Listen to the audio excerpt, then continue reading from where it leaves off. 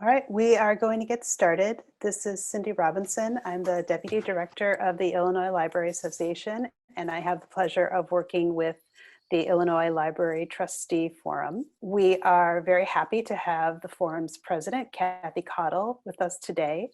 Kathy is on the board at the ILA Public Library. Kathy, turning it over to you. Thanks, Cindy. On behalf of the Trustee Forum, I want to express our gratitude to the Illinois Library Association for making this webinar possible at no cost for library trustees across the state of Illinois. So I'm often asked, what does the Library Trustee Forum Board do? Well, we plan continuing education programs for trustees, like the program we held on March 7th in Springfield and today's webinar. The Trustee Forum helps plan the Trustee Day programs offered at the ILA Annual Conference. The Trustee Forum selects the ILA Trustee of the Year. Please consider nominating a trustee who's made significant contributions to libraries through their service as a trustee. The nomination deadline is May 15th, so check the ILA website for details. And our board meets quarterly.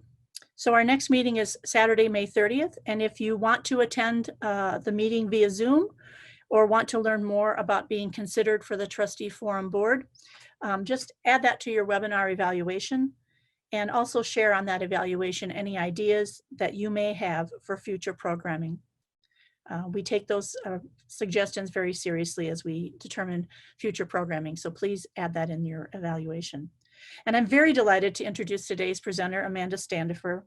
Having heard her presentation in Springfield, I know firsthand how passionate Amanda is about helping libraries and nonprofits create meaningful impact in their communities.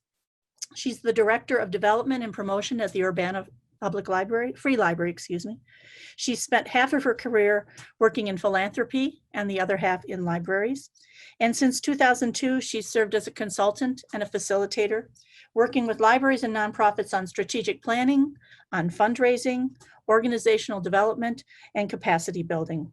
She loves melding her library and philanthropic knowledge and calls herself a philanthrobrarian. Welcome, Amanda. Good morning, everyone, and thank you so much. And let me add my thanks to ILA and the Trustee Forum for doing this webinar. I so wish we could be in person together because we had a lot of fun in Springfield, but I think we'll have fun on the webinar too. So let's get started. I'm going to share my screen. Let's see, here we go. All right, you should be seeing my first slide here.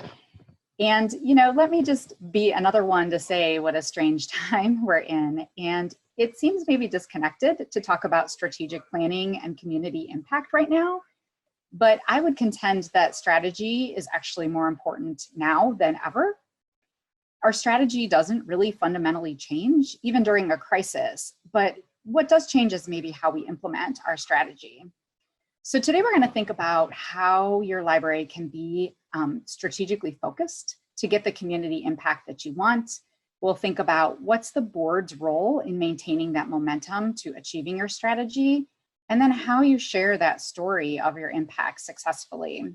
So we'll walk through those three areas, and this is going to help you as a board member increase your own personal capacity to communicate about your impact. And after the session, you'll be equipped to help your fellow board members also share this conversation. So this is almost a train the trainer. You are here to learn and then share with your board members.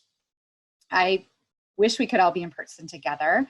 And if we were, we would have some small group discussions. So since we can't do that, I've modified the content a little bit, and we're going to do this webinar format. I'll have slides on the screen, and it'll be mostly lecture. But I'm going to call out a few places along the way where I have provided some worksheets for you and talk about how you might use those and replicate them at a board meeting. And then I'm also going to pause at different points to answer questions as well. So you have your Q&A box that you can use, and Cindy and Kathy are going to monitor those for me, and we'll stop and I'll answer your questions along the way. And then hopefully we'll also have a little time at the end as well. Let's see. So Q&A box, pausing. I'm also going to take a break. This is a longer webinar. We've all been doing lots of webinars during this time, and usually they're an hour, maybe an hour and a half. we're going to go for 2 hours, and I'll probably about halfway through where it makes sense, take a break and let you all just stretch and get up and refresh your coffee or your tea. So I'll let you know when we're going to do that. So here's our 3 sections. Strategic planning. So we're going to talk about how to develop an achievable strategic plan that's right for your library, not one that's going to sit on the shelf and just be trotted out once a year for an update. We're going to talk about how the board can really lead the strategic planning process that will result in a plan that has strong buy-in from all your stakeholders and that's really rooted in community need. We're also going to talk about some bonus content. How can you modify your strategic planning process to respond to the crisis that's happening right now? Because it does seem weird to plan for 3 years out when we literally don't know what's happening tomorrow. So I'll talk about how you can use the same process for strategic planning to respond to the crisis as well. Then we'll switch and talk about implementation. So what's the board's role in making sure the library is working to achieve the goals of the strategic plan? So when you have a great plan in place, you want the board to make sure you're aligning your work and getting updates and reports so you know that you're hitting the milestones of the plan. And this will really change your monthly meeting and what you're talking about there. It will create a clear understanding about the progress towards your goals. And then finally, we'll talk about communication. And this is really just about storytelling, because that's how we communicate, is through stories. We'll learn how you'll connect your plan and the goals in your plan to create stories that talk about the impact that your library has in your community. And these stories are really valuable for demonstrating that community transformation that your library is achieving. So these 3 steps, plan, implement, and communicate, you're going to transform your board's capacity to effectively guide your library and community to an aspirational future. So let's dig in. So, why is it important to do strategic planning? And I said, I think it's more important now than ever to do strategic planning. You want to have those priorities and that direction. You want that focus and alignment, the path to help you make decisions easy. It simplifies that. You want some time for reflection and grounding. Having a plan gives your board, along with your staff, a sense of purpose and meaning to the work that they're doing. And it also creates that momentum. We're all working towards the same thing, and we're communicating and talking about those things and the impact that we want to have. I really think that now, more than ever, that clarity and structure is important for libraries. There's so little that's certain right now that having a plan is something that the board can point to and say, our plan hasn't changed. The structure of our plan hasn't changed. How we're carrying out our plan has changed because our building is not open right now, but we're still trying to achieve the same goals just in different ways. There's a lot of floundering happening right now and a lot of ping-ponging around, what are we going to do about this? How does this happen? How can we still reach these groups? And all of that's great discussion, but unless you have that structure and something you're working towards, you just continue to flounder. So a plan can really put that focus and clarity around what you're trying to achieve. So the way I like to structure strategic plans is actually with the Golden Circle framework. And this is from Simon Sinek's book, Start With Why. And Simon Sinek has written several books, Leaders Eat Last and Find Your Why.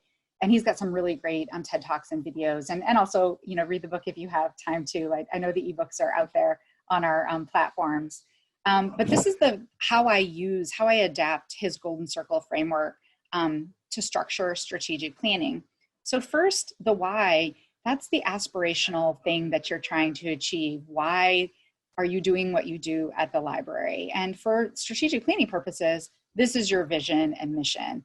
The Golden Circle is what we're trying to achieve. We're trying to compel people to come along with us on our journey of the library and what we want to see happen in our community.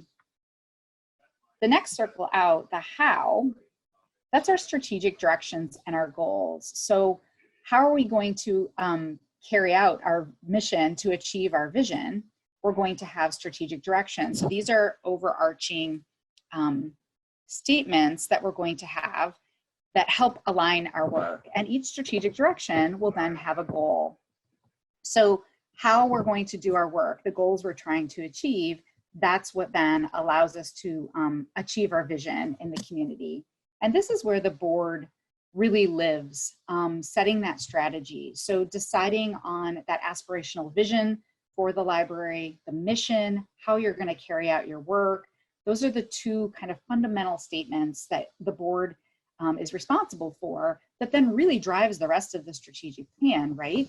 Because then your strategic directions and your goals, they're those overarching statements and directions that you're giving to the staff to say, okay, here's where we're going. This is the direction that we're going.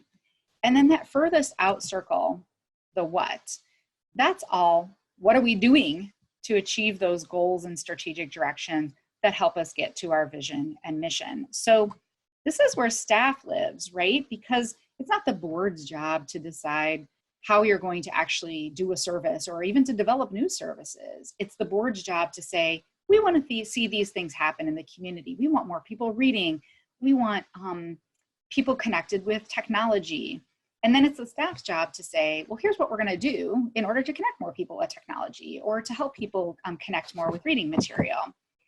So those activities are what live in that far out circle, the what circle. And that's where evaluation happens too, because it's the staff's job to say, how do we know we're successful? What does that look like? There's some overlap that you can see there on the screen as well, because certainly the staff has some input into those strategic directions and goals. They help inform the board, so the board knows which way to go with the strategic plan. So this is a very high level overview. And as I mentioned, it's from Simon Sinek's book, Start With Why. But I really like this golden circle framework for organizing your strategic plan. Again, strategic plans need structure. We want to be clear to our staff and to our community about what we're trying to achieve. So there's lots of ways to do strategic planning. Some of you will remember the old planning for results that's still floating around out there. And certainly there's lots of other processes that you can go through in order to achieve a strategic plan. But I'm going to talk about a process that I use and that's been really successful with a lot of libraries. And it has 4 components. I recommend this because it's really grounded in library strengths and it's really grounded in learning about the community. I really think that this process is what helps the library become a learning organization that's really committed to continuous improvement. And libraries that focus on this way of operating, of being all about continuous improvement and learning, that's what makes it easy to adapt in situations when there's crisis, right? Because you're constantly taking that feedback in and adjusting. Your strategy doesn't change, but the way that you're carrying out that strategy changes and the way that you're adapting. So this process and strategic planning is really just the first step in how you can transform your library to operate in a different way, to be more about that constant improvement and about learning. So this is all iterative. So here's the 4 steps: spark, learn, dream, and do. So we'll go through each of these steps. So spark. Sometimes the board may not understand why it's important to do strategic planning. And we just talked about some of the reasons why you would do strategic planning. But often, sometimes board members maybe have had a bad experience, or they don't see the point, or maybe you went through a strategic planning process and then nothing ever happened. You never heard about the plan again. And it was a lot of work too. So you might need to make the case. And so that's the very first step in the process, is sparking the idea to do strategic planning. This is also the time when you kind of start organizing, like, what is this process actually going to look like? Who's going to be involved? What are the steps? How long are we going to take to do all of this work? And if you're going to use this structure to do more scenario planning, which might be actually more appropriate right now,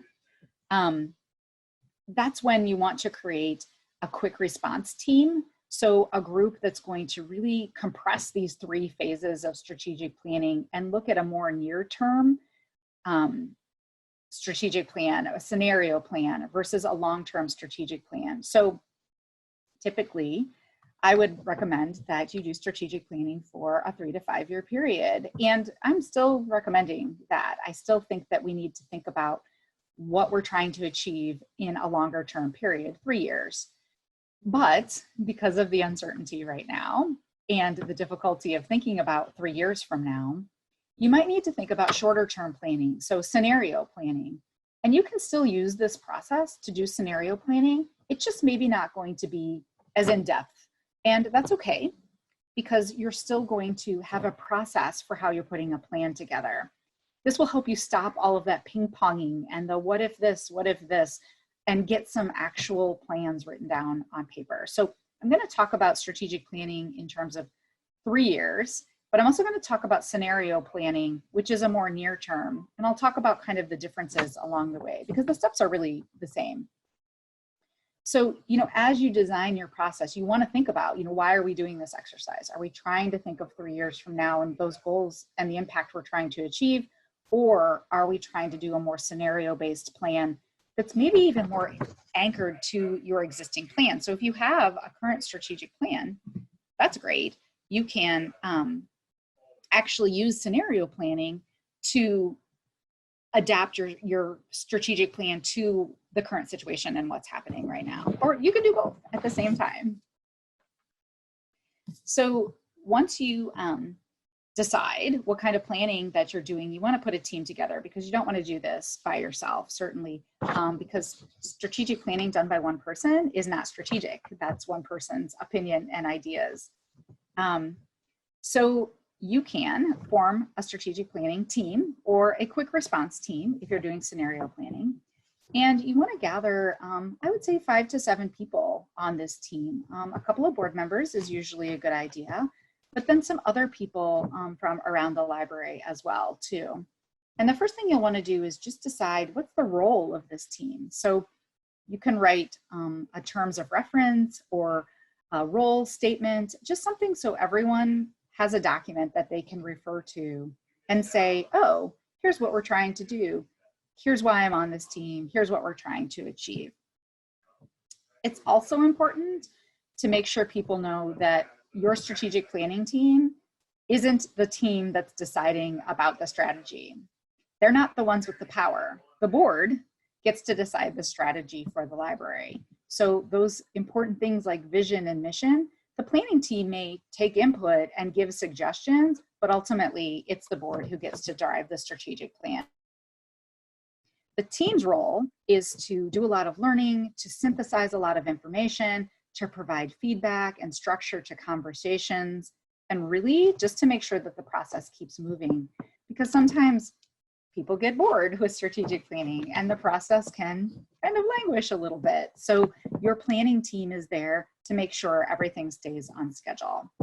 So you want to make sure that you're really clear about the roles and the expectations. And then what's the deliverable? What is the outcome that you're hoping to achieve from this team? So now that you have people convinced to do strategic planning or scenario planning, you actually want to go into a learning phase. And when you're doing a 3-year strategic plan, this can take a little while, a couple of months actually, because there's several pieces to your strategic planning, to your learning phase that you want to make sure you go through. And you can still do this learning in scenario planning. It's just going to look a little different. So let me talk about the types of learning that you can do during this phase. First is your internal learning. So you have a lot of information about the library and at the library already, and you have access to that stuff on a regular basis as a board member. So statistics about the library and reports, trends about what's happening with usage of the library. It's really easy to just look at the demographics of who's using the library, what kinds of things are they doing at the library. You want to look at any of your past strategic plans, and are there any reports about how did that go? Did we achieve our goals? Did we have the impact that we had hoped to have? You can also talk to partners that you work with, and that gets a little into external, so we'll talk about that more in a minute, but you have interaction with different groups who can give you feedback about how you're doing. And in this time, you can gather data about how you're responding to the crisis, how you're serving people, what's really working. So your planning team, your quick response team, is the group gather all of this internal learning and think about all of this and synthesize this. What does it mean?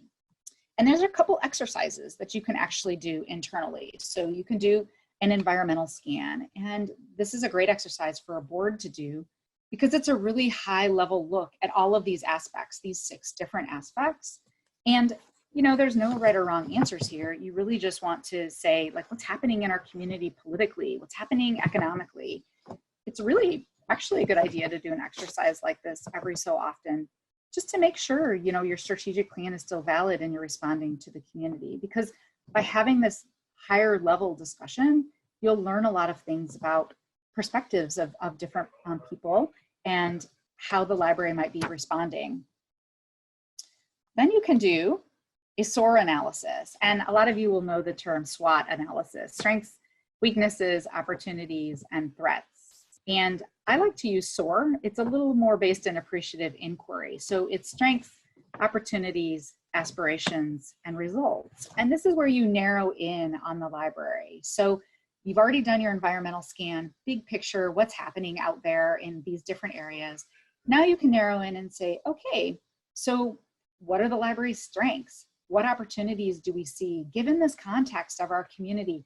What's our aspiration? What is it that we really, really want to achieve in our community? What do we want to see?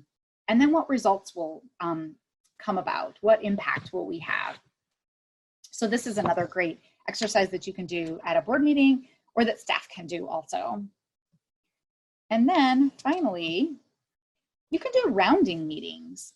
And this is something that I learned working in healthcare, because doctors do rounds, right? They go around to different patients' rooms and they say, how's it going today? How do you feel? What else could we do? We can do these in libraries too. And I love the idea of rounding meetings that supervisors have with their staff, because you'll learn a lot. But also the board can do this with the director, even with top management staff too. So what's really working at the library? What could use a little bit of attention? What tools or training might you need? And who else is really doing good work at the library? These are meetings where it's not about debate. It's really just receiving that feedback and listening, because you'll learn a lot about what people feel about the library. Libraries also sometimes do internal focus groups, and you can really use the same structure as the rounding meeting to do focus groups with staff, because you can, again, learn a lot from staff and kind of gauge what they're feeling or thinking about things. And you can also do staff and board surveys as well. I love to use surveys because of the anonymity it provides. And also those of us who are introverts like to sometimes just have those moments to sit and think a little bit and respond to questions in the comfort of our own home, rather than being put on the spot in a focus group or something like that. So all of this initial internal data gathering and these conversations, these are going to help you start to identify the library's narrative. What do people believe about the library? What's true? What's not true? How might you want to shape that narrative differently in the future? These are all questions that you'll want to ask during your strategic planning process, because it helps inform the final product, the goals that you're putting in place. So you're learning about your internal narrative, but you definitely want to think about the external narrative as well. And so that's where your external learning comes into play. And typically you would do this kind of external learning using a couple of different tools. So one, you might do a community survey. You might do some focus groups, and you might also do some interviews. Why is it a good idea to do a survey? This gets you information about people's attitudes and opinions. It allows your community to rank different ideas that they might have for the library, or ideas that you've put out there. It lets them talk about problems or opportunities. It gives that local voice in determining some of those priorities that the community wants to see. It also allows the library to gather some support, you know, float something out there and see if it's something people are interested in and might support. And it really helps you end that speculation around, you know, what do people really want or what are they thinking? Because you can just ask them through a survey. The purpose is, of course, gathering information that will help inform your strategic plan. And there's lots of questions that you can ask in a survey, and we'll talk about those in a few minutes. But I think it's also maybe difficult to think about doing a community survey right now. People have their attention scattered. People are trying to adjust. So doing a bigger community survey might not be something that you're interested in, but that doesn't mean that you can't ask for feedback from the community. So maybe you're doing shorter Facebook polls, or maybe you have a 4-question survey that you're sending out, something that you're able to kind of gauge the pulse of what's happening in the community and get feedback to inform your strategy going forward. So your quick response team, if you're doing scenario planning, is much more about what do we need to know from our community to respond in a meaningful way to them right now, versus a community survey that you might put out that's looking at that longer term over a 3-year period.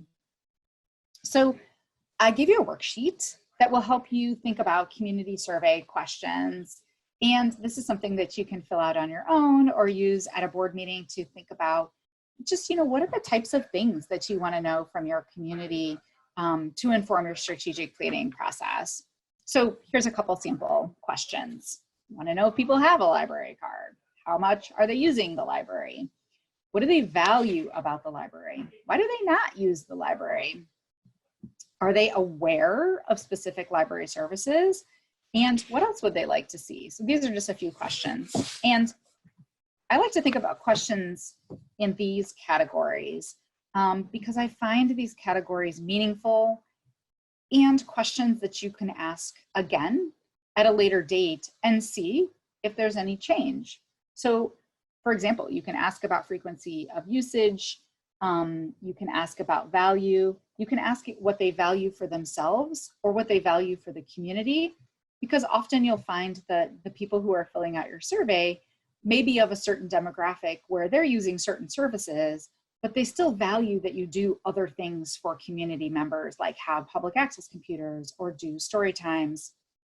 You can ask about future focus, but that also gets tricky because people sometimes don't know what's even possible at the library.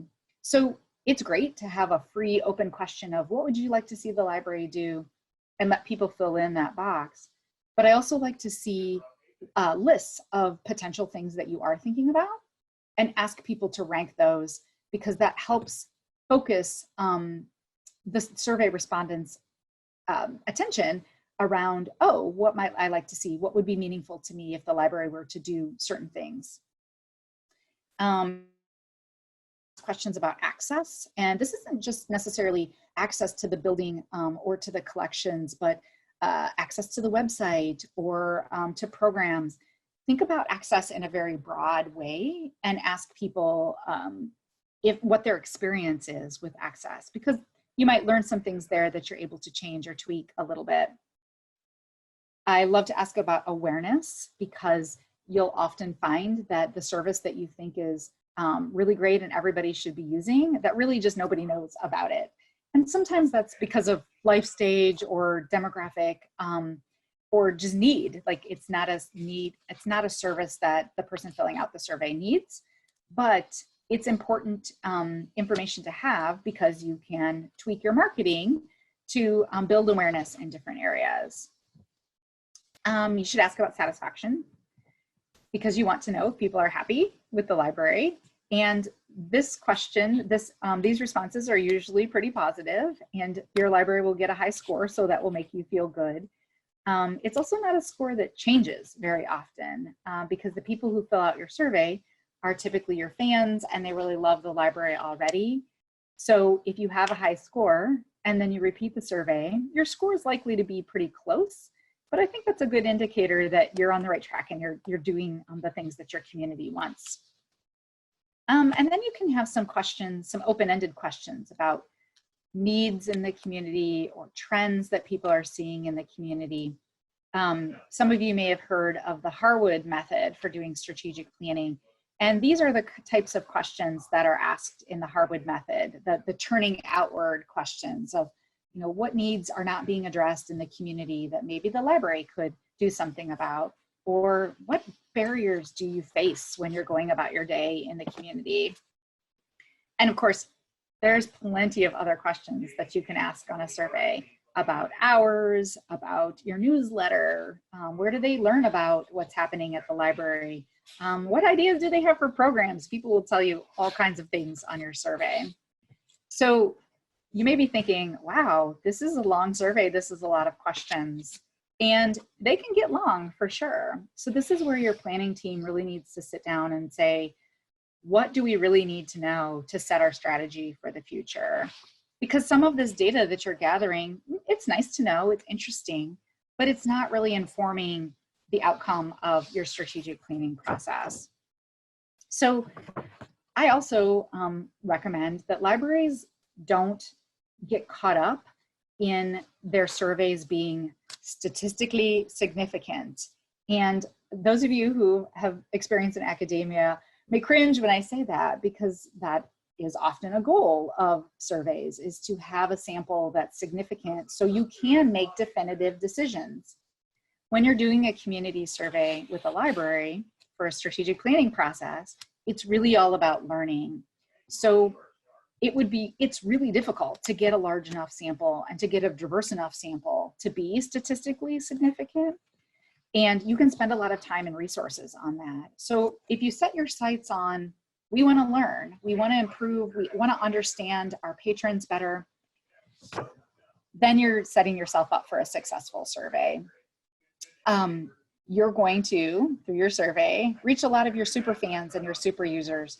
And that's awesome. And that's okay, because you want to hear from them. Those are the folks that know you the best and can help inform your strategy going forward. And also maybe help give you some insight into other communities that you're not reaching quite as well. So don't worry about statistically significant, worry about the right questions that will help you learn in the way to inform your strategic planning process.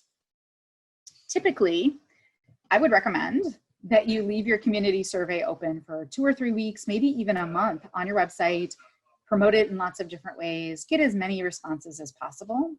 But if you're doing scenario planning and you just need some responses really quick, you're trying to understand how people are feeling during this time, and if your response as the library is adequate, just do a quick 3-4 question survey, post it in a few places, have it open for a week, and then use that data to inform your scenario planning that you might be doing. So after your survey, that's when you can dig in to specific topics even more with focus groups or interviews. So you'll learn things in your survey that you'll want to know more about, or you'll want more opinion around. And so you can ask people to volunteer for focus groups. You can do those virtually. Those are kind of fun. And have some more questions around, how people would use things in a certain way, or how they feel the library is having impact. So having those conversations will help you learn even more, whether that's one-on-one or in a group setting. So let's talk about people who aren't using the library, because often when I work with libraries, I hear, we want to get to our Spanish-speaking population, or we know that we're really not reaching middle-aged people, for example. And that's great if you can identify those different groups out there in your community that you want to get interested in the library. But it's going to be really difficult to get those people to respond to a survey or come to a focus group if they don't already have that relationship with you. So you have to think intentionally about who are leaders within those communities that we've identified that we might be able to have a conversation with. So that's when interviews come into play as part of your learning. It's okay to not reach all of those folks during your strategic planning process. because that actually is maybe a goal that will come out of the process. You'll learn which groups you're not getting to, how you might be able to reach them in better ways, and then you can make that part of your strategic plan. So it's more of a process. It's not, we want to hear from this group so that we can set goals around set goals in the strategic plan to reach them. It's really more, how do we establish a relationship with this group and learn from them so we can work towards a better relationship or work towards better services. So going to your Spanish-speaking population, for example, during a strategic planning process and asking for their input and help, that's important to do, but it's just the beginning. So it's okay if you don't get all of the input that you want from those groups. It just tells you that there's more learning to do and that you want to further engage with those groups and make that a goal strategic plan. One group that I hear about all the time are teenagers, and how do we get to the teens? And you'll have a whole lot of well-meaning community members say things like, I think the teens need a space to hang out, or I think the teens need more computers, or I think the teens need this. Great ideas, but it's also not coming from the teens, right? It's not okay for us to assume that teens want a place to hang out in the library after school. Maybe they do, maybe they don't. Let's really make an effort to try to hear from those groups, or put it in our plan that we're going to establish better relationships with these groups and learn from them and respond. So I know we're well-meaning. I know that we want to do things for groups that we think could benefit from the library, absolutely. But we can't make assumptions about those groups and what they want. And so we need to spend more time building those relationships and building trust. And that's part of becoming a learning organization and being responsive. And that's part of what you can put in your plan. So don't assume that teens want certain things until you hear from the teens. Okay, so that's a long piece of your strategic planning process to do all of that learning. That takes a lot of time, and it takes a lot of engagement from your planning team, because they may each have a little piece of that learning that they're responsible for.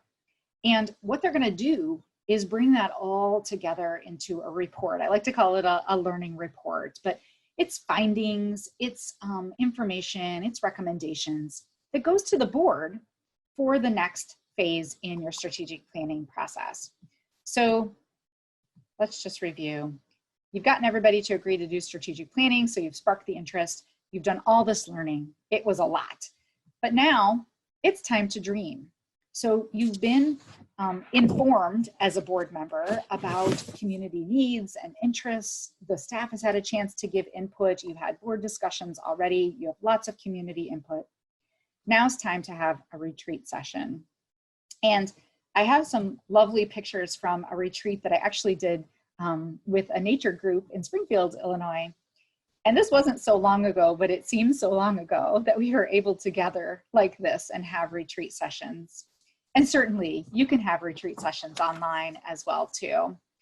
But you know, the board's role now in strategic planning is to take all of this data, all of this learning, and have that discussion where you dream about what this means for the library.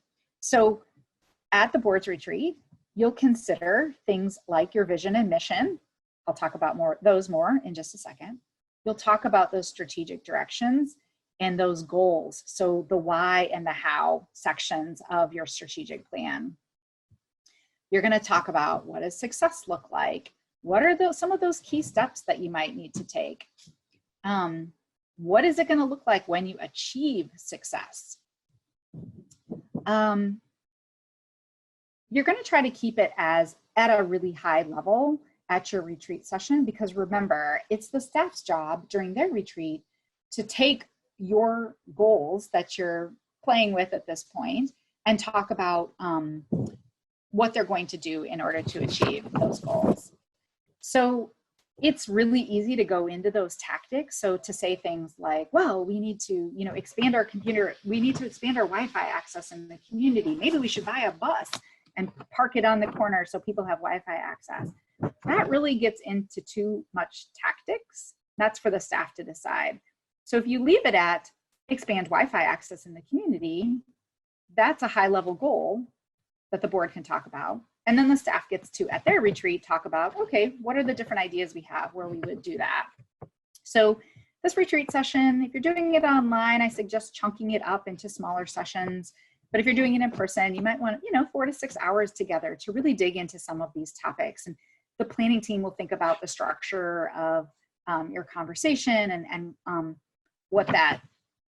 how you might work through that conversation. The staff will also have a retreat, so they will also think about, what are these goals? What are we trying to achieve? But they'll think about it in a different way because they will think about what are the things that we're actually going to do in order to achieve these goals. So I also think that implementation starts during the retreat sessions because, you're not going to get to discuss everything during the retreat. You're going to have ideas afterwards. You're going to have some ideas that come up during the retreat that aren't even going to be possible later on. So that's why it's a dream. You're dreaming about all of the things that you'll want to do in the future and how you might do those. And then once you get to the implementation phase, which we'll talk about in a few minutes, that's when you'll really start to talk about, okay, so which of these priorities needs to go forward first and what's achievable right now. But you're gaining momentum and gathering buy-in during your retreat session. So people are getting excited. You'll start to see maybe where there is some momentum and priorities. And this is input that's going to help your library's executive staff, your admin team later on put together their activity plan. So again, you can't do your retreats in person. You can do online retreats. You can do some of this discussion and input gathering through surveys and other ways. You can still talk about what does success look like, even though we can't think about what's happening, 2 or 3 weeks from now. You can still anchor your discussion in the different goals that you're having, that you want to achieve. So during your board retreat, you're going to talk about vision and mission. And you have a great handout from a group called Top Nonprofits that says creating vision and mission statements at the top. And I really like this handout. It's very simple, but it really talks about the difference between vision and mission statements. So I like to talk about vision and mission last.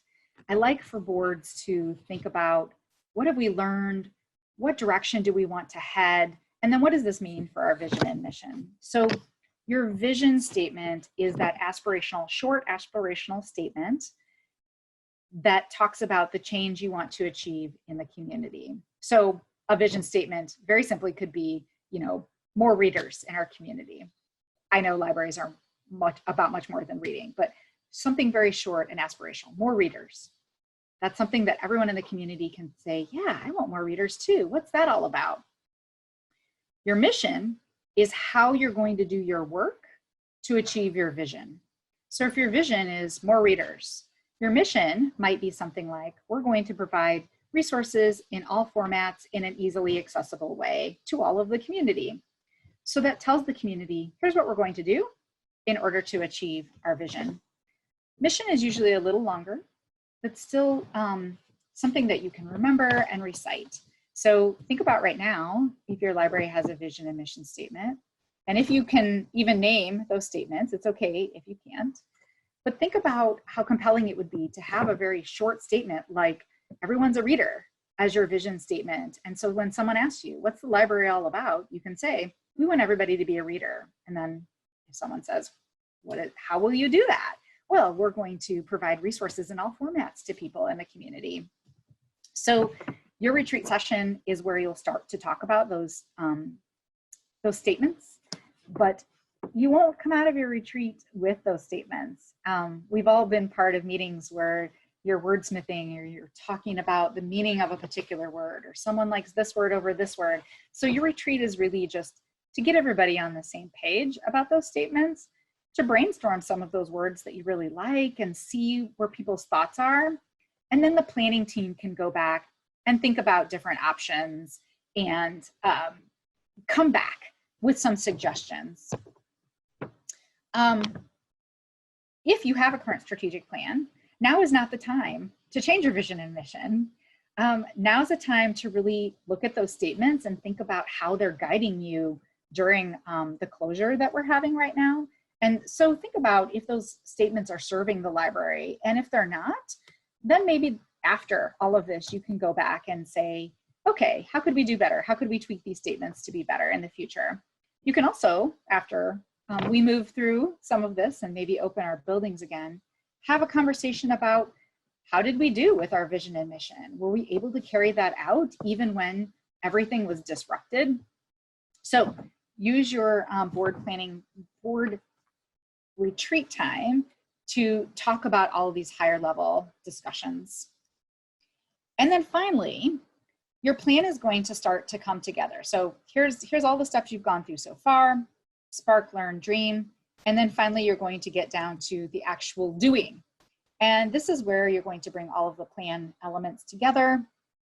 You want to write a plan that's open and flexible, that really reflects that continuous improvement and that commitment to learning that you've implemented during your process. This is the environment that your plan is creating and setting up for your staff and for your community. I like to see goals that are very open and flexible and can be interpreted in different ways. Some of you are familiar with SMART goals, S-M-A-R-T goals, strategic, measurable, something time-bound. I never can remember what the SMART goals stand for, but I don't like them. I think they're too constrictive, and I think that sometimes maybe you're setting people up for failure, because a SMART goal is very specific, right? So it has something like increase cardholders by 10% every year. That really is very direct and very specific and time-bound, but there's a lot of other factors out there. You know, it's not always in our control how many people come in and get a card, and certainly we can do our best to reach non-card holders, but ultimately we can't, force them into the library to get cards. So rather, I would like to see a goal that says something like connect community groups to deepen awareness and engagement. The ultimate thing you want to see is more cards, but maybe you're doing other things to establish relationships with those groups and build trust and get them to come use library resources or come to library programs. So you're still hoping to achieve the same thing. You still maybe want that 10% increase in cardholders, but you're doing it in multiple ways instead of a very focused cardholder drive or something like that. So I don't like SMART goals. I think they're too constrictive. They're meant to be that way. Rather, I like flexible, open goals that we can use, that we can respond to in different ways. And I'll talk more about non-card holders in a few minutes, because I know there was a question about that. So in the doing phase, you're bringing everything together. You're bringing all the plan elements together. And there's several pieces that you might actually write here. So you're going to have some sort of written plan. I like to write short plans. We don't need to go into all of this description. I like to have a one-page graphical plan. I'm going to show you a few here in a minute, because I like the graphical representation of your plan as a communication tool and a way to really just keep in touch with that strategic plan. Then there's lots of other elements that you're going to develop as well. But really, once the plan is written, that's the board's job is done, and you can start thinking about implementation, which we'll talk about next. But the staff is also going to develop an activity plan, because this is super key for implementation and for making sure you're actually using your strategic plan. We're going to talk about evaluation, because we know that what gets evaluated gets done. So your staff will come up with an evaluation plan and help you make sure that you're on track and giving you reports and progress towards those plans. And then you want your staff to think about reporting. How often is the board going to talk about the strategic plan? And I'm going to pause here before I show you the one-page examples and talk about the scenario planning tool that was in your handouts. So I've talked a little bit about scenario planning along the way. And I've said that you can use this same process to do scenario planning. You just need to condense it a lot, right? Because you're trying to come up with a document or a plan for a more near term versus a 3 to 5 year period of time. Scenario planning is much more about that quick response and thinking about how the library might respond in different situations. So I gave you a scenario planning tool that has a lot of also readings that go along with it, because there's a lot written about scenario planning right now. But basically, this is a structure for a conversation that you can have at the board level, just to kind of understand what the library is doing and what the library might be doing in different time periods. So in a couple of weeks, in a couple of months, in a couple of years. It may be a while until we can get back to doing a 3-year strategic plan. Rather, you might want to think about, okay, we're not doing a ton of online programming right now, but we might want to, because that's what helps keep people engaged with the library. So if that's one of the goals of our strategy, how might that change or look over time? Are we going to keep doing online programming after the building opens again? What are we looking for in the community to know if these are the right things to do? So use that library scenario planning tool however you'd like in a discussion and add to it or change it. But people are looking for that structure and that clarity around what's going on right now. And this tool, I think, can help you at least structure your conversation so you're not just going all over the place. So I'm going to show you some examples of one-page strategic plans, and then we'll take a break. Well, then I'll answer questions. Then we'll take a break before we go into the final 2 sections that we're going to talk about today. I'm going to show you, first, here's an overview of the process. I don't want to skip this part because I often do get asked, how long does this take? So if you're doing a full-blown strategic plan, 6 months is pretty quick. 8 months is usually pretty good.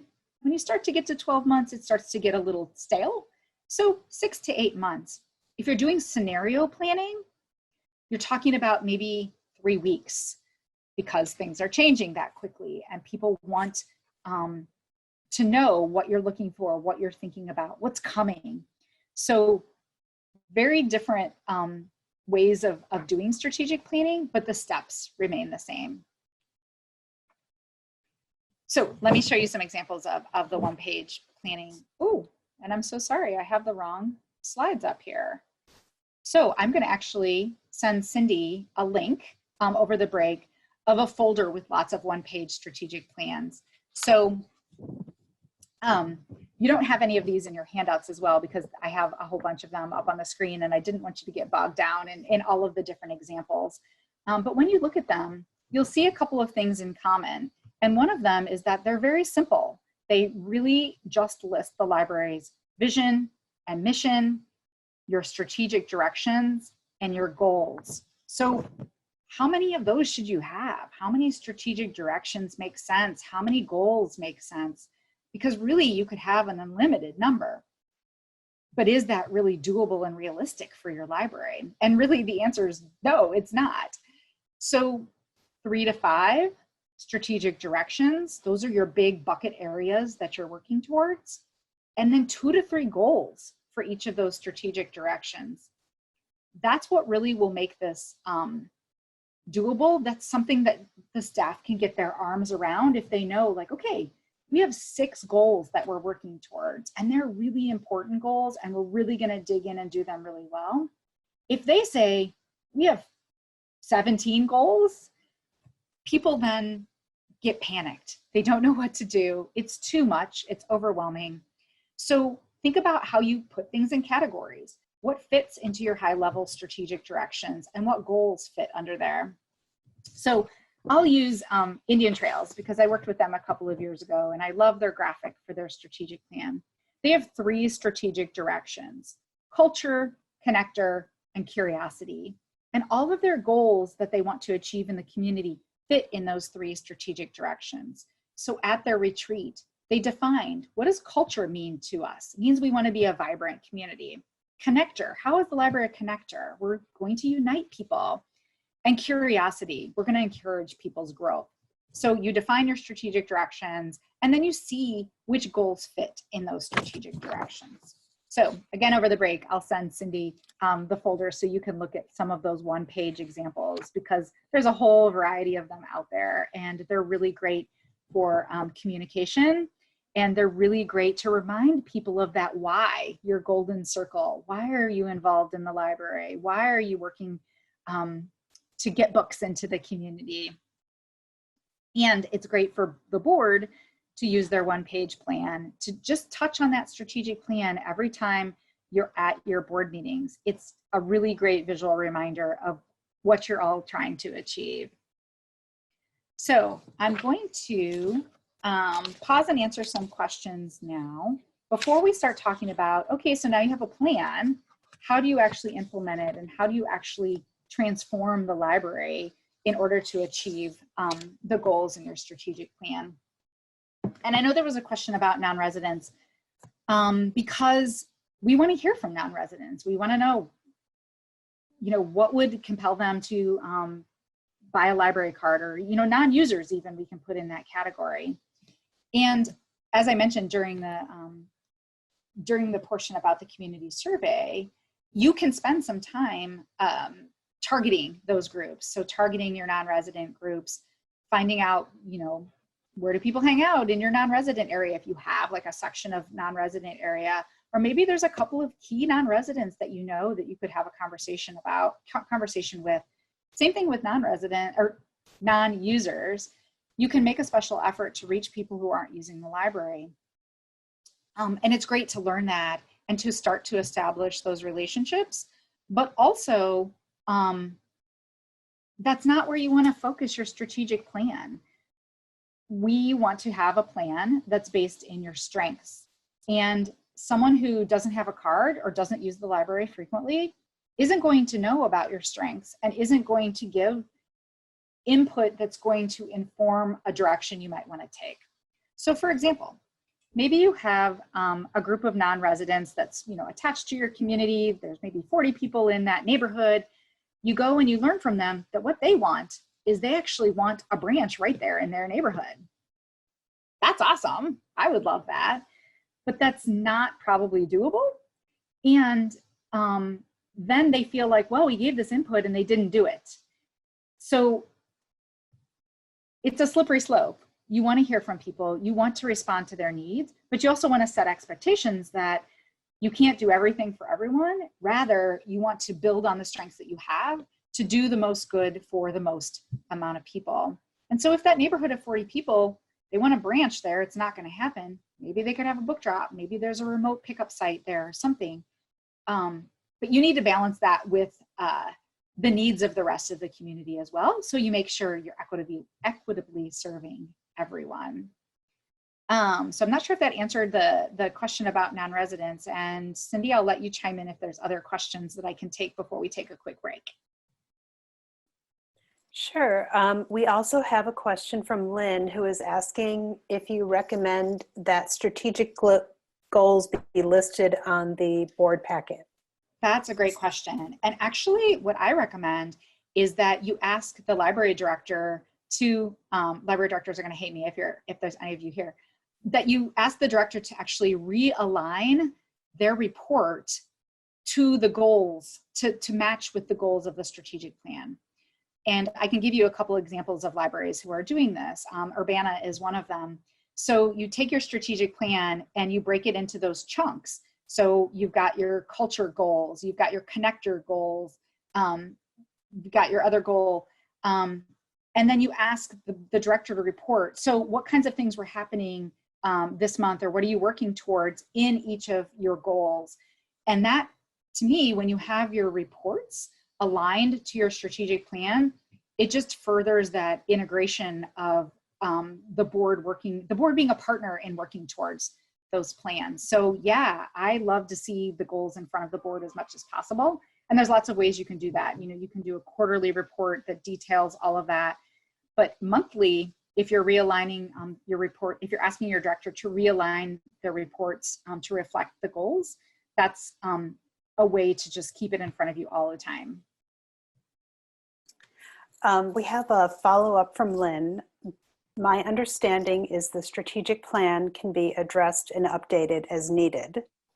I feel that many board members, director, only know of addressing the strategic plan when the third year is ending. Can we address how frequently the strategic plan can be addressed for updating, adding to the plan? Yeah, that's a great question too. So I recommend that you look at the plan almost in kind of that retreat format every year. So again, if the board is being strategic, those high level things like the vision and mission aren't going to change, and probably your strategic direction and goals aren't going to change, but you should have a discussion about that.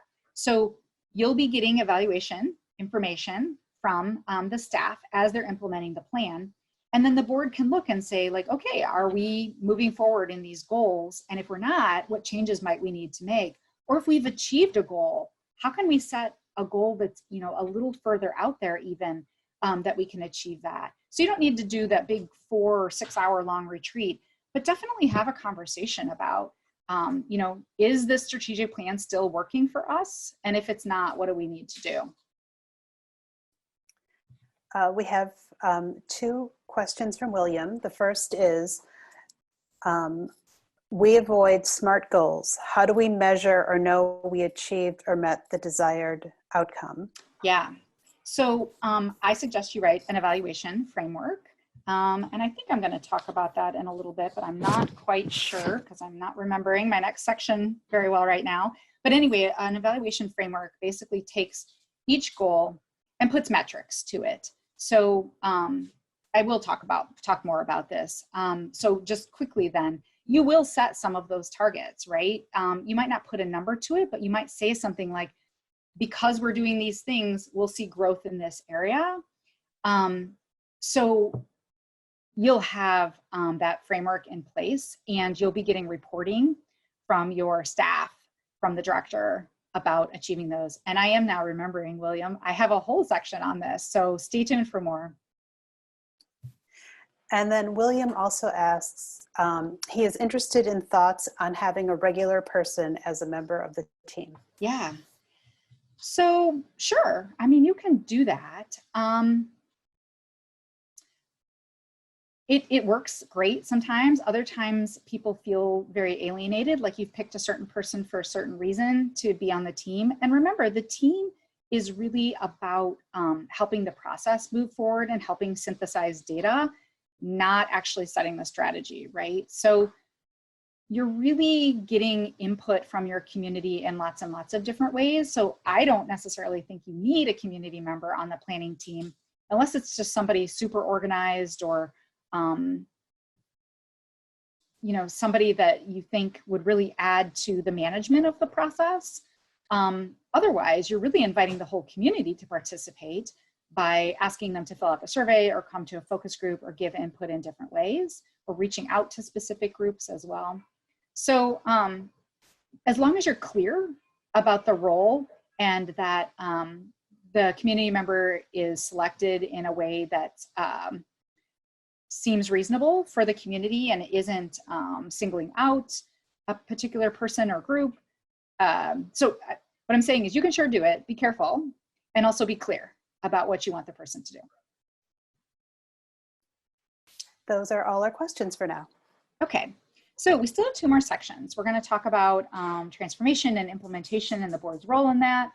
And then we're going to talk about storytelling. But let's take about a 5-minute break first. So why don't we come back at about 11:10, 11:11, and we'll get started again.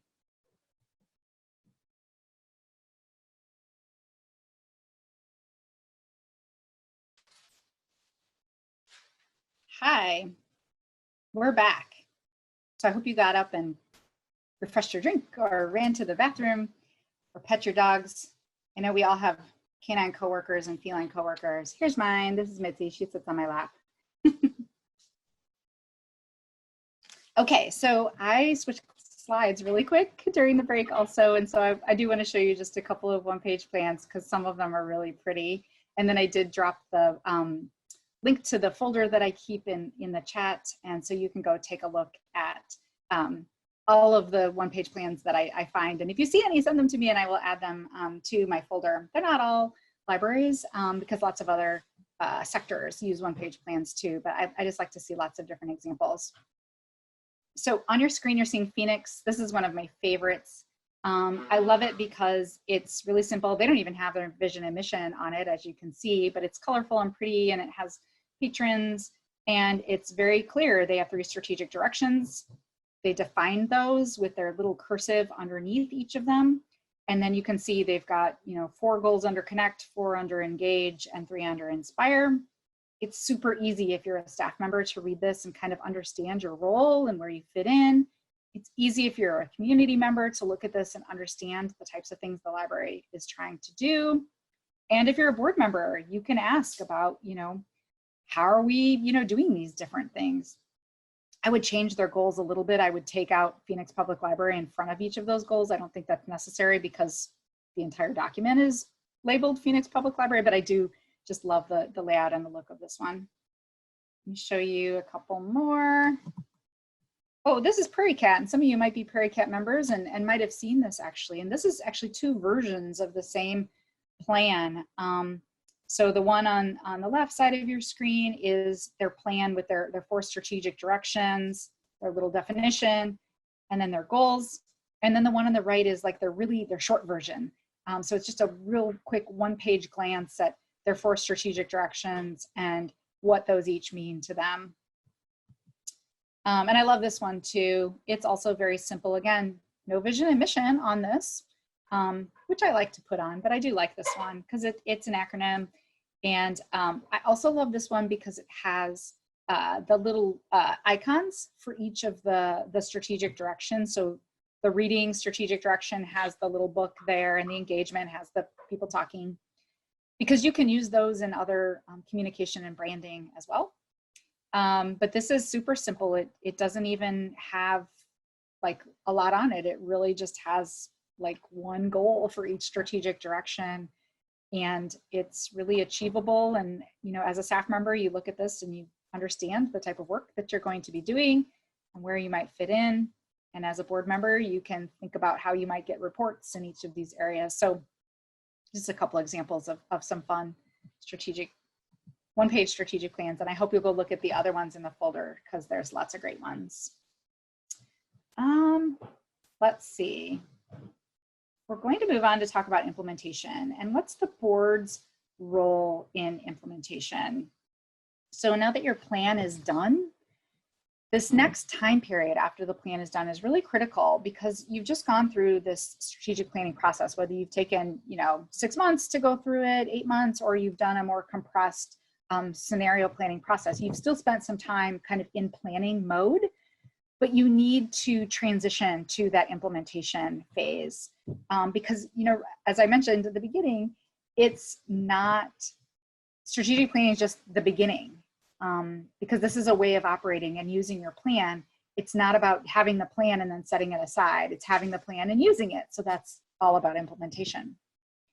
So implementation is not just a series of changes that you randomly dump on the staff. It's really more about transformation. And with any process, and transformation is a process. So with any process, you want to think about what are those steps in that process. And so you can help support people as they go through the process. So change is very situational. You move to a new site, or someone leaves your team. You get new staff. Maybe you do a staff reorganization. Maybe you're forced to close during a pandemic. That's a thing that's happening. But transition and transformation is actually a 3-phase process that people go through while they're internalizing and coming to terms with all of the new details of the situation that's brought about because of the change. And so when change happens without transition, it's just rearranging the chairs. And just because everything has changed doesn't mean that anything is really different. So to get good results, it means you have to get people to stop doing things the old way and get them to start doing things the new way. And people have a personal connection to how they work and the way things were. We're definitely all experiencing that right now. So people are resistant to giving up that old way and moving into the new way because it's threatening to them. It feels scary. So we're going to talk about what happens during transition and what's your role as a board member, how you can support your director during transformation. And spoiler, your role is mainly about supporting your director. So let's talk about what it looks like to support a director. I do want to mention about activity planning and evaluation, and we had that question right before the break. So, you know, activity planning and evaluation are really key elements for implementation and really what's going to help you achieve that transformation. This is really a staff activity and function to do the activity planning and the evaluation planning. Certainly the board can be informed about all of that, but you've now set the plan and you've charged the staff with figuring out how to meet the goals of the plan. So they're going to do that by doing activity planning and evaluation.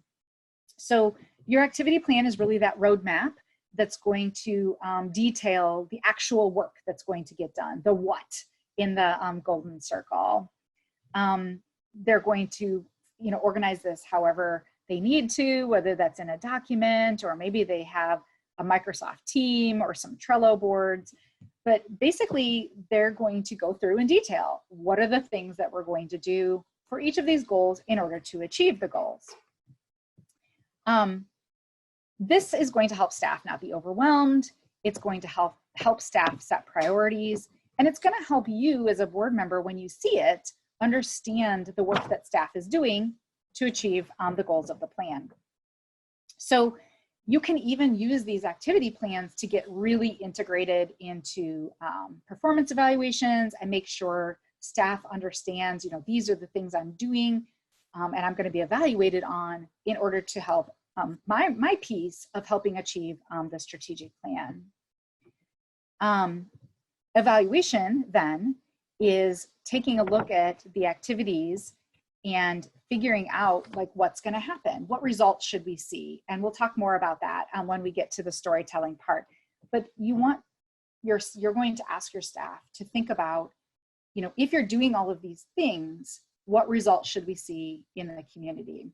So those are the kinds of things that they will report to you then to show that progress towards the goals of your strategic plan. So staff is really, really key for implementation, and having that activity plan and the evaluation plan will help them understand what their role is and what's expected of them in order to achieve the goals. And that will help communication within the library. It will help the director communicate with you, the board, about how things are happening, what things are happening to achieve the plan goals. So the strategic plan itself details the how, the roadmap for the strategies and the goals, but the activity plan then details the what. What are we actually going to do and who's going to do it in order to achieve those goals?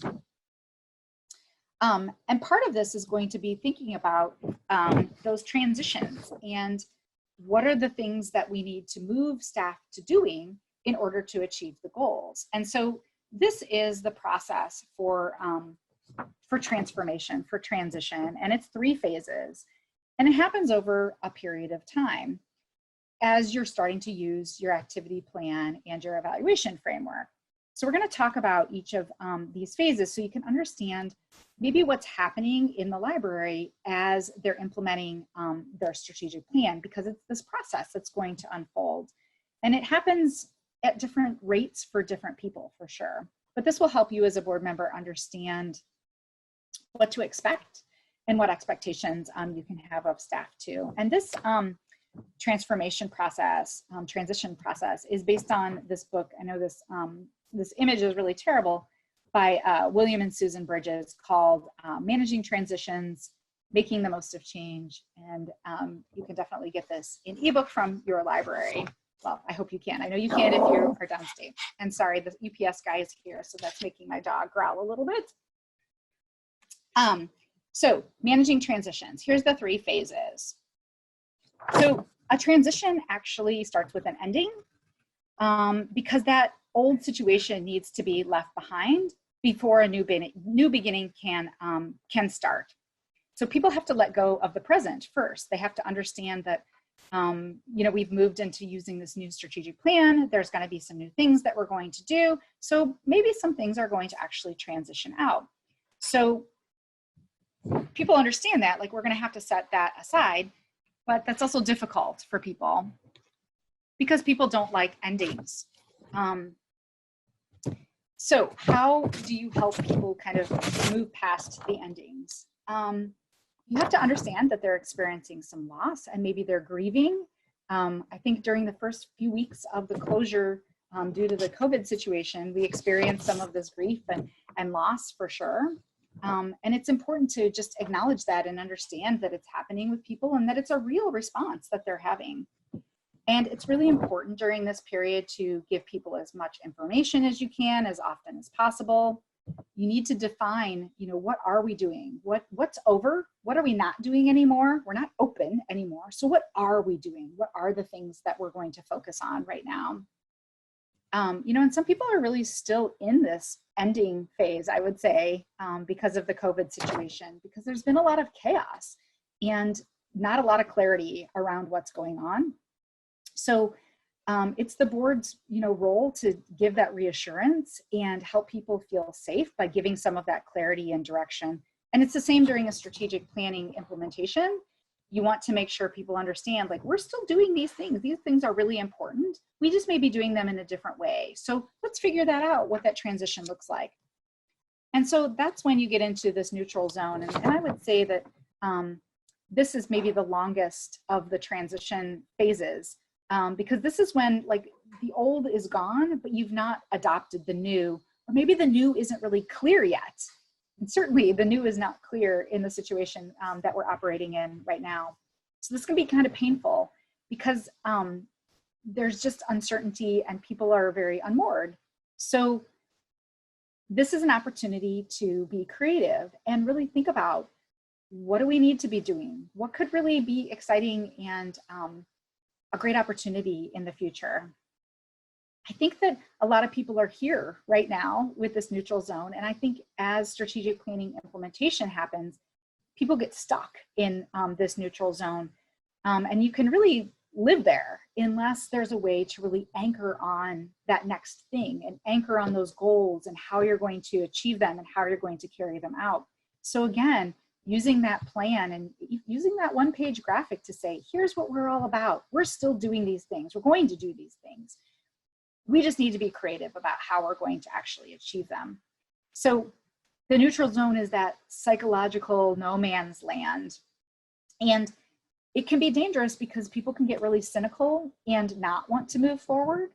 And again, it's the board's role to, support and continue to encourage people to move forward and transition to the new thing. This is a time to experiment and to learn and let go. So try new things. And this is also a time when people will go through this phase either at their own pace. Very quickly, they'll understand the new thing, they'll grieve, they'll let go, they'll try new things, and they'll accept the new thing. But other people, it takes a little bit more time, and it takes some leadership and some guidance from managers and supervisors and the board in order to get to the end point of the new transition. So when you see maybe struggling or people floundering in the no man's land, the board can step up and say, we're really rooted in this strategic plan. We believe in you. We know that you're going to move through this, and continue to paint that vision of what the new thing will look like. So giving that really concrete, here's the things that we know, just continuing to reassure people will help them move through the neutral zone as they're trying new things and as they're adopting a new way of behaving or a new way of being. So it's important to be consistent during the neutral zone, to give those consistent messages when you can, lately that's not been as possible, but when you're implementing a strategic plan, you can be consistent about why you're doing what you're doing. You also want to ensure some successes and celebrate those successes. So when you see that things are really coming together or new things are happening that help achieve those goals, you can point to those successes, and that will make people feel great. And then also if things go wrong, just own those things. Like, we tried this thing, it didn't work. We learned from it, we're gonna try something else. So really just responding to the fluidity of the neutral zone and the situation that's around us, and be flexible and empathetic as you're doing it. And then finally, you'll start to see people in the new beginning. And this is, you know, when that old has been completely released and people are really owning the new identity. So they understand that this is the new way of being, and they accept it, and they're part of it now. They have new attitudes and new identities, and they're going to move forward in that. I would say during this time period, we're really moving back and forth between that no man's land and having new beginnings, because we're constantly learning new things that make us kind of unsettled, but then we're trying new things and adopting new things all of the time too. And your role as a board member is to really just support that. So you have to nurture these new beginnings, continue that reinforcement of what you want to see and the encouragement. And it really could be a while before you get there fully on all of the things, especially if the change is very traumatic or unwanted, like some of the change we're experiencing now. So again, it's time to be patient and really anchor to your strategic plan and trust this transition process that it will happen. And I know a lot of you have read about grief cycles too, and how people are going through some of that right now. This transition process is very similar to that, and the emotions that people are feeling as they're moving into, what do libraries look like now that we're doing these new things, whether that's because of COVID or because we're trying to achieve new goals under our strategic plan. So those are the 3 steps of the process. And you know, I would say understanding this process is important for you as board members, because if you don't allow the space for people to go through this transition, it can be really damaging to people. People can be very wounded or felt like they weren't seen, or they were left behind, or maybe not respected. Trust can really be lost during this process, and loyalty even as well. So you have to manage these transitions. And that can be difficult because there are so many unknowns.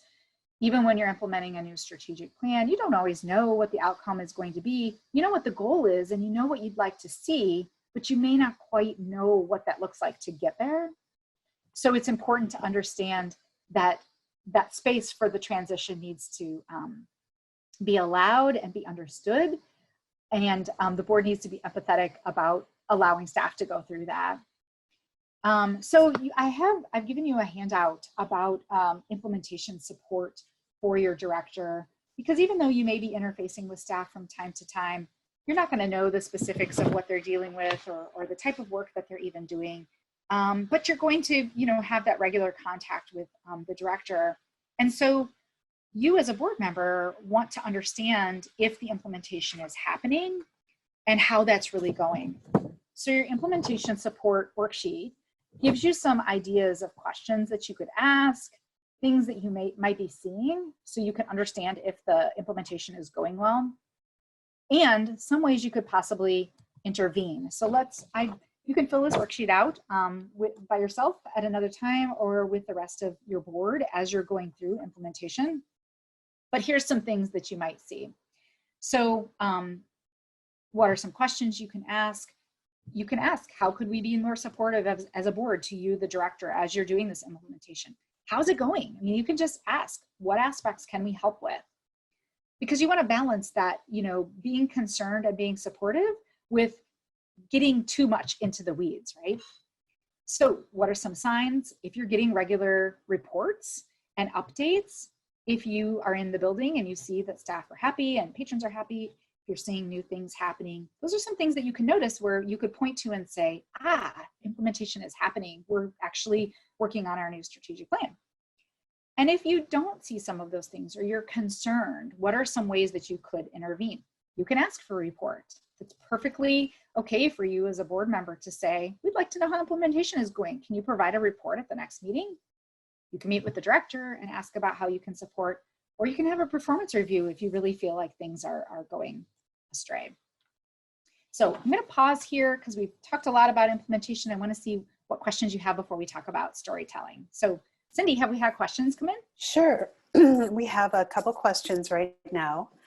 William has a question about implementation. Should implementation plans include details on training or other ways that will assist staff during transition? Yeah, so maybe. That really is kind of a supervisor level thing to decide, right? So let's say your circulation department is writing their activity plan, and the circulation supervisor realizes, oh, I've got 5 staff members that don't know how to do this particular thing, so we should get some training. That would go in the activity plan or in potentially their individual work plans or performance plans for the year. I love the idea, if William, you're talking about having training at the board level about what does implementation look like and how do people go through transitions, kind of like we just talked about. I love that idea because it sets expectations of implementation may take some time. I mean, it may take a year for a library to take a new strategic plan and actually feel like they're starting to implement it, because there's a lot of shifting that may need to take place. And some of that's even just, communication and attitudes and things like that. So I love the idea of a board having a conversation about, what should we expect around implementation? What does a transition process look like? And how will we know if we've gotten there? So that's a great question. We also have a question from Joseph.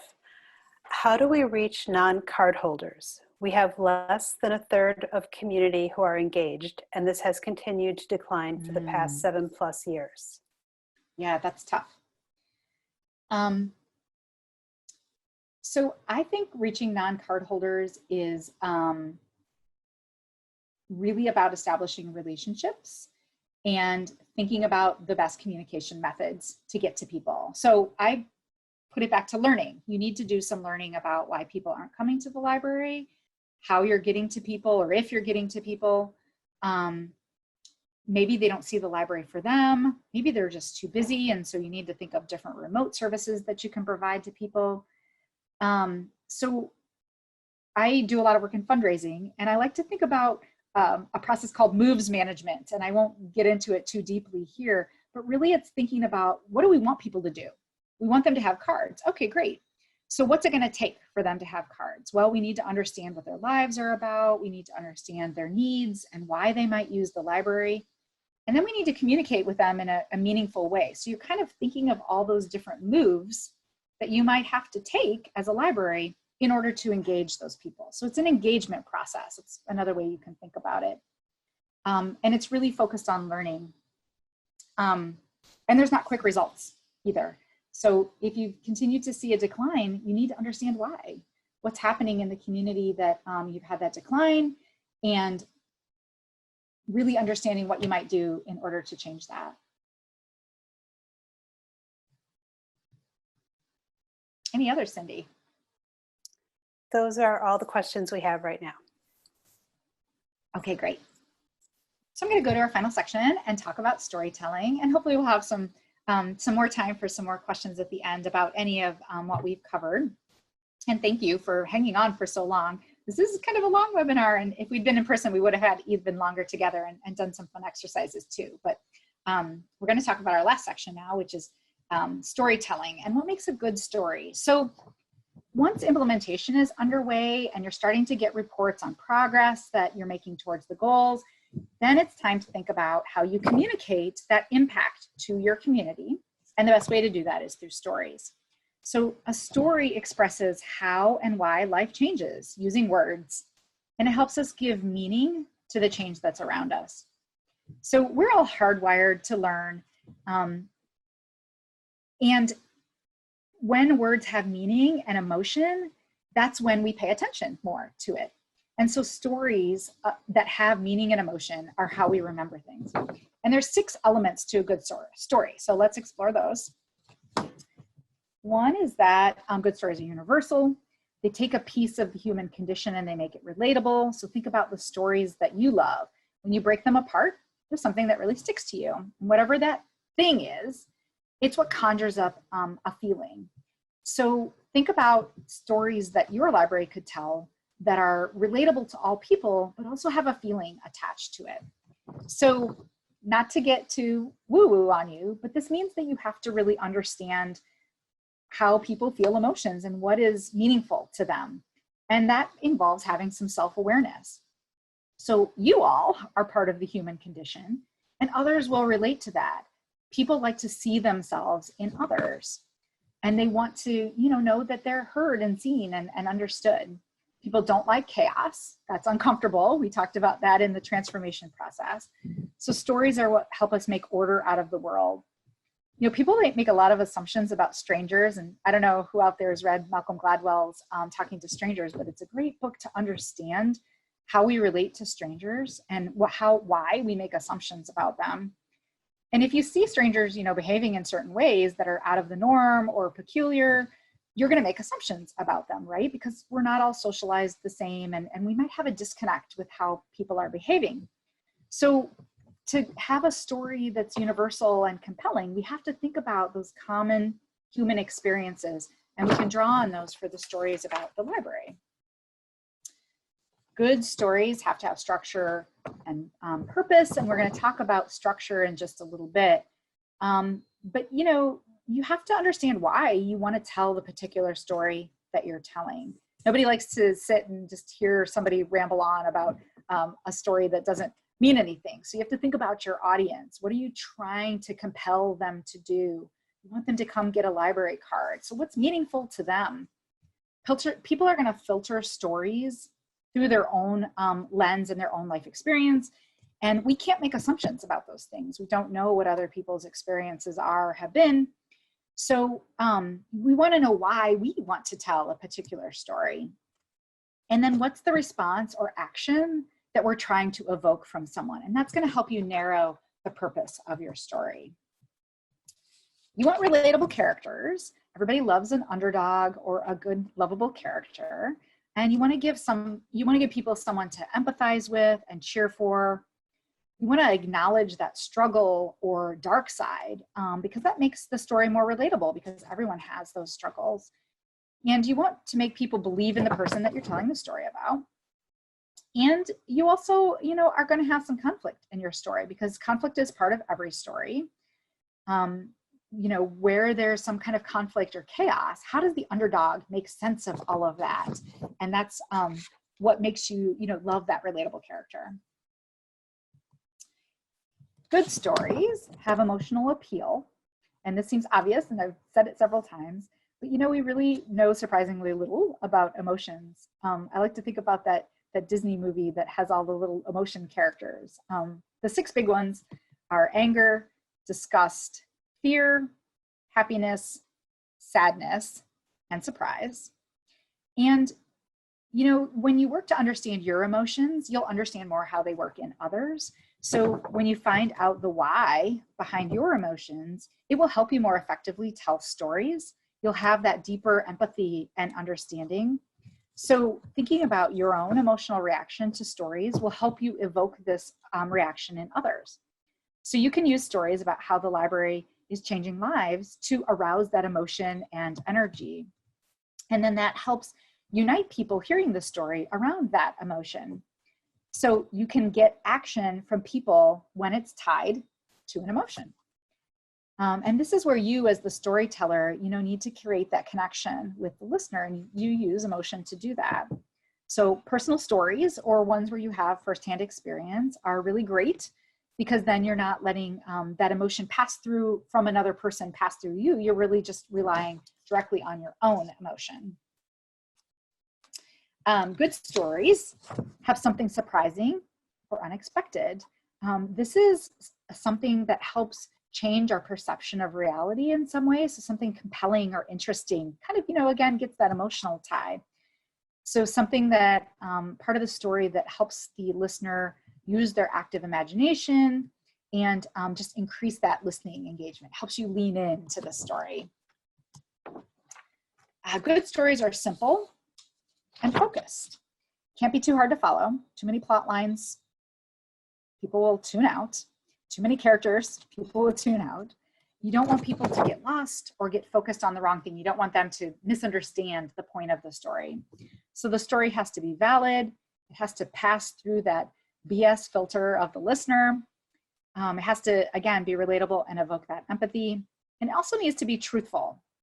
The teller of the story has to really believe what they're saying, and they have to be honest with themselves and with their audience. So great. Now you understand these are elements of a great story, but how do you know the impact that the library is having on people in your community? And this is where evaluation comes in. So we talked about evaluation as part of the strategic planning process and how it's important during implementation for staff to think about evaluation and how they're going to know they've been successful.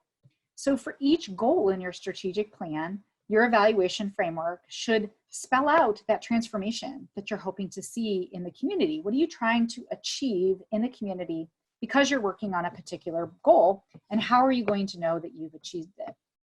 So you'll have outputs that are evidence that you've achieved certain goals. So for example, if you have a goal around increasing programming, your output is going to be your number of programs and the number of people who attended. So very simple, very straightforward.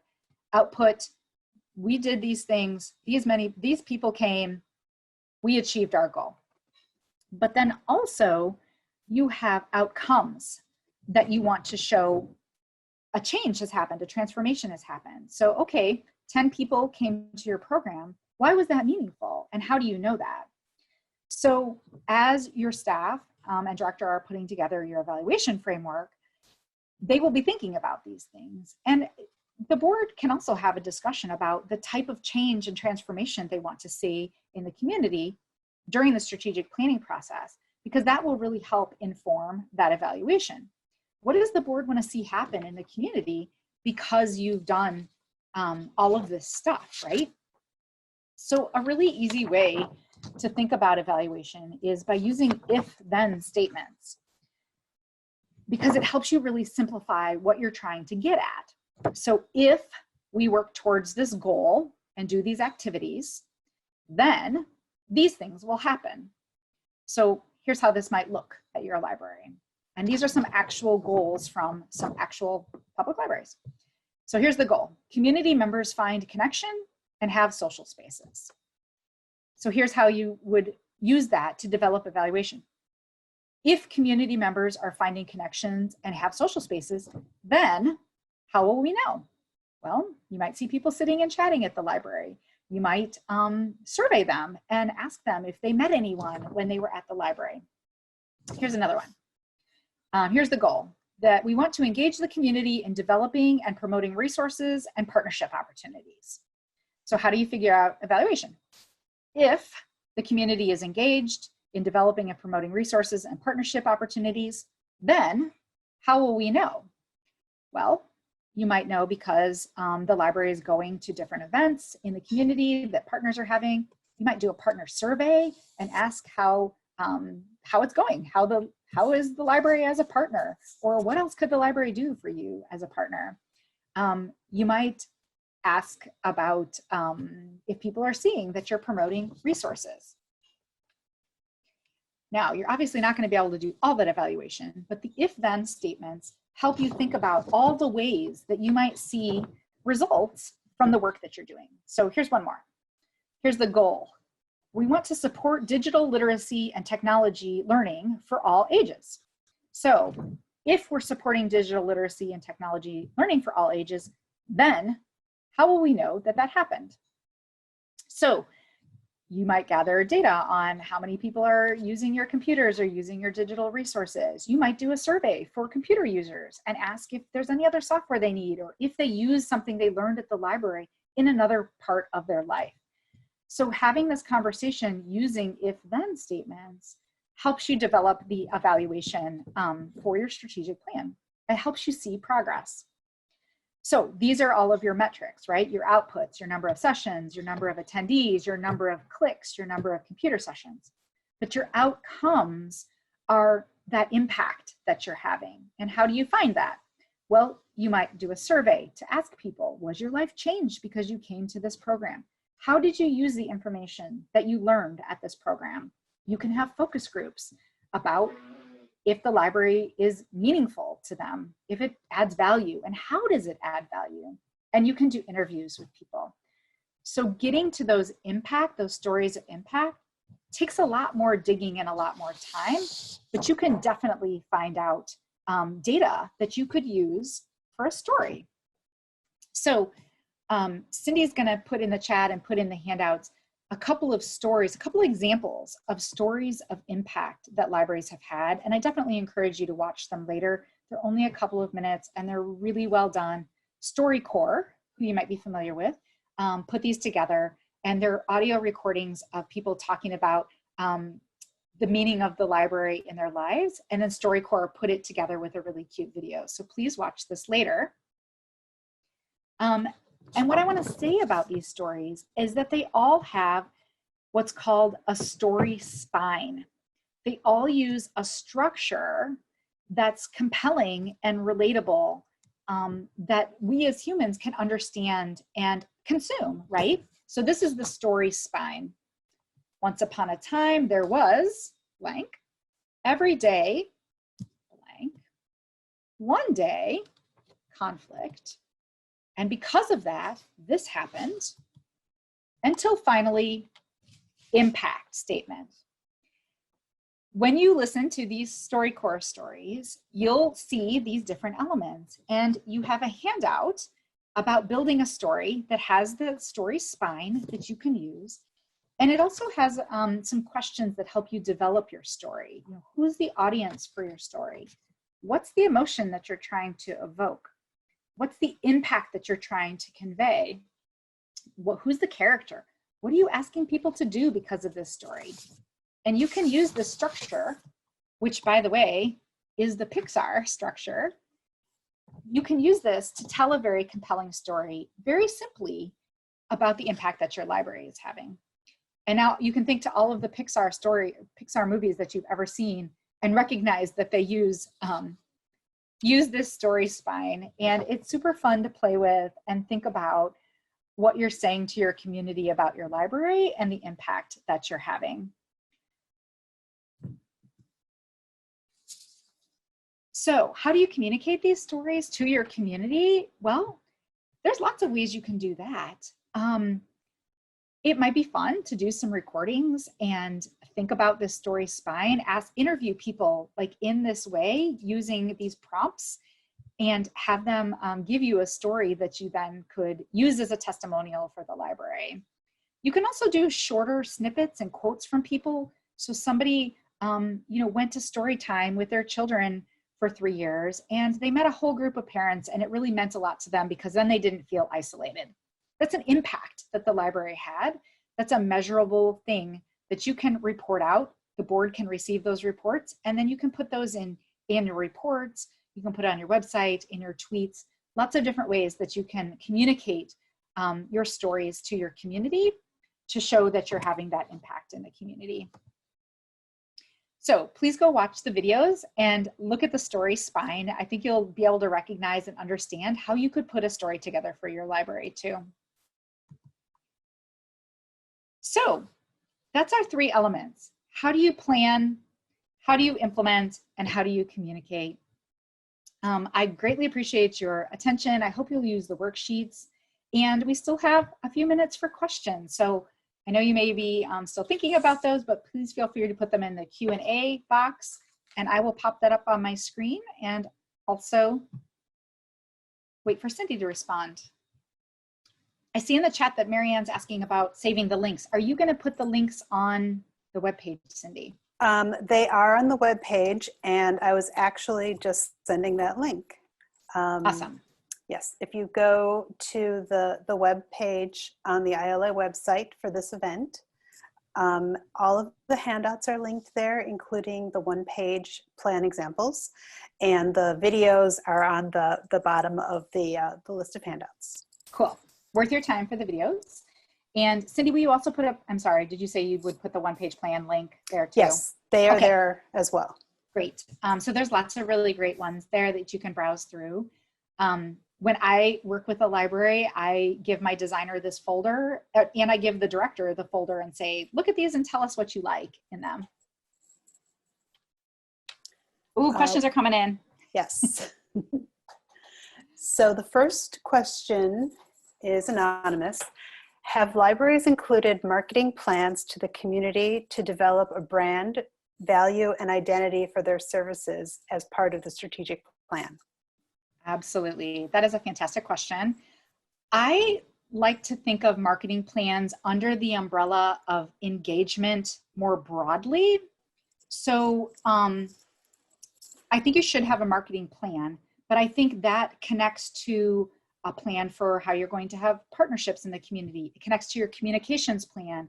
It connects to your social media strategy. So when you think about engagement, what are all of those elements of how you're trying to engage people? And how are you making sure that all coordinates and comes together, right? Because marketing doesn't happen in a vacuum. It happens across all this engagement. So I hope that makes sense.